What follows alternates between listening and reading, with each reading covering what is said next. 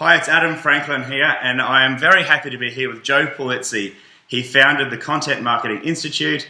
He runs the Content Marketing World events. He's the Chief Content Officer magazine editor, and he's got the book Get Content, Get Customers. So you've really got a stranglehold on the word content marketing, which I really love, and you own the word orange as well. I'm led to believe whenever you're on stage, you always have the color orange on. Well, you won't see me without. If you see me in public, you will not see me without the color orange on in some capacity. So I take that very seriously. That's excellent. I'm pleased to hear that. Now, I was reading and listening to podcasts. You did a great one with Timbo Reid when you were over here in Australia. I really like the analogy of with your content strategy. It's like building a house. You don't just start throwing bricks around. You actually get a architect and a builder in to put a plan in. Now, that's a great analogy, but if we're getting specific, what does an actual content strategy plan look like? Well, I like that you're using that architecture mentality, because when I go around and talk about content marketing, the majority of the corporate marketers I talk to actually don't have a plan. So we try to figure out, so where do you start with your planning? And you always start with why. You always start with sort of what is that mission statement? What is that takeaway for your customers? For example, we want to get into our mission statement, and this is sort of the everything underlying when you build a content strategy. So we want to say, okay, who is our target audience? And be specific, like really, who is that target audience? What are we going to be delivering to that target audience? I mean, think about it. Are we going to deliver textual content? Is it helpful resources? Is it entertainment? Really get a feel for what it's going to be. And then what do we want that to do? Not what we want to sell, not specifically more products and services, but what do we want the end result to be for our customer? Do we want to help them, if they're small businesses, do we want to help them be more profitable? Are we trying to help our IT software consultant that we're targeting? Do we want them to help them save time in some way? Really figure out what that unique value proposition is. I call that the content marketing mission statement. I love to start there, because when you talk to marketers, they start to focus on, yeah, we really aren't talking about our products and services. We're really talking about content for our customers. Now, this is just one step of 20 that you're going to take in the content strategy. What I feel is that most marketers, they bypass that step and they do what I call filling buckets. They're like, oh, what are we going to put on Facebook today? What are we going to put on our blog today? What are we going to put on Twitter? Instead of really thinking conscientiously about what we are doing. And then once we figure out that mission statement, then we can really get into the objectives of what do we want it to do for our company? Is this customer retention? Is it lead generation? But I always like to start with the customer first and thinking about the messaging for the customer and the customer's pain points first. Awesome. And once you've got that mission, you understand the why, and you understand your customer's pain points, using that house analogy, what are some of the building blocks or the rooms of the house? I guess, what are some of the fundamental things that a content marketer really needs to build in the first place in order to run an effective content marketing program? Once you do that and you're figuring out, so let's just take it step by step. So we figure out, okay, what's the why? And then we really figure out what is the problem we're trying to solve in the organization with their content. What is content going to fix as a business process or a business strategy? And then you quickly go to, well, we really need to know more about our audience. And whether you call that audience persona or a buyer persona or whatever you go into, what we found is that let's say just take any average organization. You have more than one people usually creating content, whether that's on your website, whether it's social media, whether it's print, whether it's in person. You have lots of people creating content. Most organizations don't have a defined buyer persona, and that's simply, what's the picture of this person? What do they look like? How old are they? What do they like doing during the day? And I like to use that audience persona framework, because when you get a freelancer, or internal or external, or using an agency, you have to give them a mental picture of who you are targeting, or how do any of the 5 people creating content for your organization know who they're really targeting? So that buyer persona step really needs to be taken into standpoint. And then once you do those types of things, then you can really figure out, okay, what is my content type? Where am I targeting that buyer persona? Where are they in the sales cycle or in the buying process? Is it top of the funnel? Are they just learning about whether or not they even need a solution like this? Is it right before the conversion? Maybe we're talking customer retention. Maybe this program is targeting our customers and we want to have them help us with cross-selling or upselling, or we want them to be brand subscribers, those types of things. And then we really look at what are the channels we're going to use that make the most sense. Does email work? Are we going to look at a social media channel like a SlideShare? What about print? Is it something we should look at?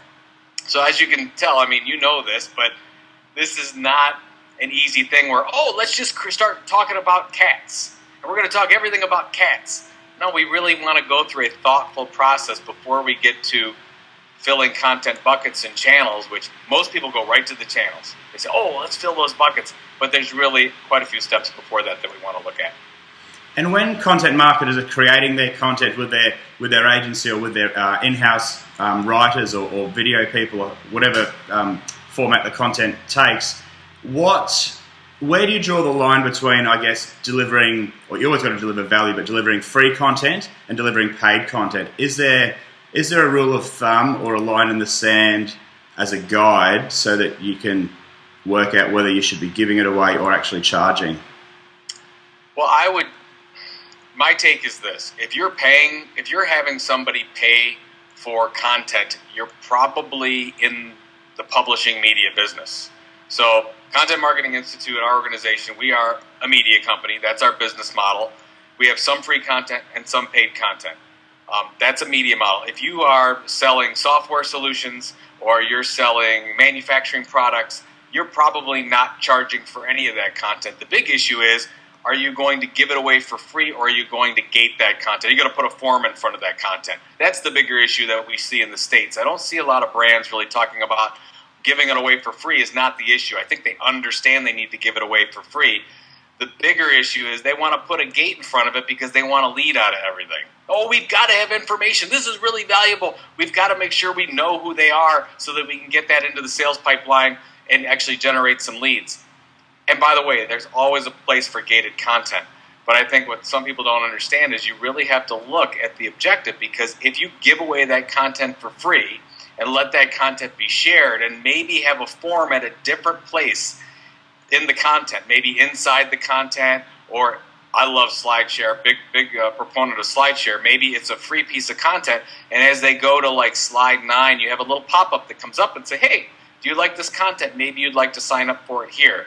And then they can skip through it, but at least you give them access to that content.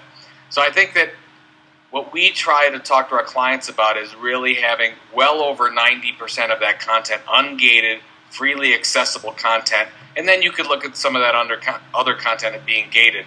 Unfortunately, what we're finding, Adam, is that a lot of that content is gated, so you don't get the shareability, which means you're not going to get the search engine optimization rankings, which if you look at the overall opportunity for leads, you actually limit it by gating it. So it's a really important decision, and you have to look at each piece of content separately. But I would say for the most part, most companies are probably gating their content, putting a form in front of their content too much, and we should look at setting that content free. That's a really good point, because I've struggled with that dilemma too, whether I don't put a form on, whether I do. The compromise I've struck that I'm quite comfortable with is having a preview of the content as a SlideShare file embedded on the page, so they can preview it. If they really want to, they could go to SlideShare and download it there if they didn't want to give their email address. But I do actually put a form or the gate on there, so if they previewed it and they like it, then they can enter their details and put their to be in our system. I mean, that's a good way to do it. I mean, I would even, if I were you, what I would say is the next piece, I'd like you to open it up freely and kind of use the suggested form that SlideShare has and see what performs better. I mean, see total views, look at everything, and then you can make a decision. Then you might say, the first way was much better. So testing is so critical a part of content marketing, just like blog titles. It's like, make sure you test your blog titles. Like what we found is not that I'm a big fan of, the 4 tips to or 5 steps to. Sometimes I get sick of those kind of posts, but our posts that have a number in it always perform 25% better than anything else. We know this for a fact. We looked at and we've tested it. So as you look at more of the performance of your content, you can start to make decisions about what works best. And Joe, what's your personal take on email marketing? It's often overlooked these days with social media getting all the headlines. Do you like it? Do you not like it? What's your take? Well, so I'm a traditionalist when it comes to email marketing. So all the email marketing providers are going to love me. Email is the most critical part of our entire content marketing strategy. What we've seen is if we can build an owned subscriber base, and we do that through email, that makes everything else we do in our content marketing strategy work for us. For example, if this morning at 7 o'clock in the morning, our post goes out.